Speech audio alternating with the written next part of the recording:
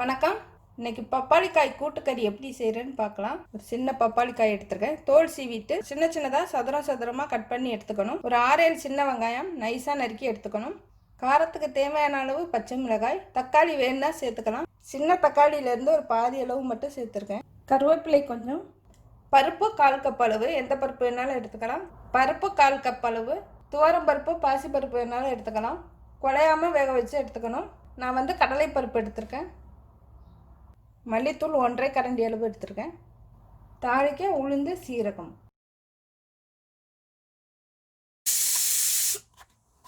இந்த மாதிரி நறுக்கி எடுத்துக்கணும்.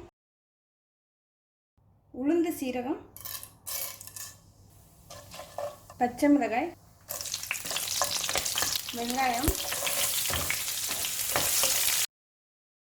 தக்காளி, கருவேப்பிலை. இப்போ பப்பாளிக்காய் சேர்த்துடலாம்.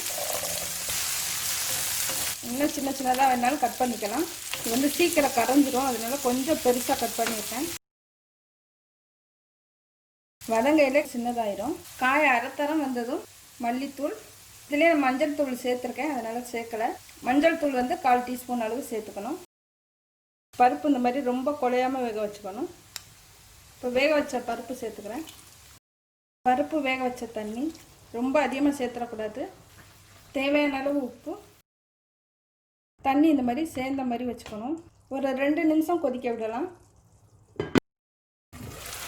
ரெடி ஆகிடுச்சு. அடுப்பு ஆஃப் பண்ணிடுறேன். ஒரு 1/2 டீஸ்பூன் அளவு சீரகம் உள்ளங்கையில் வச்சு நல்லா திரிச்சிட்டு சேர்க்கணும். கருவேப்பிலையும் 1-2 பிச்சுட்டு சேர்த்துக்கணும். இப்படியே மூடி வச்சிடலாம். எடுக்கையில் கிளறி விட்டு எடுக்கணும். பப்பாளிக்காய் கூட்டு ரெடி ஆயிடுச்சு. காரக்குழம்பு ரசம் கூட சேர்த்து சாப்பிட சுவையாக இருக்கும். நன்றி.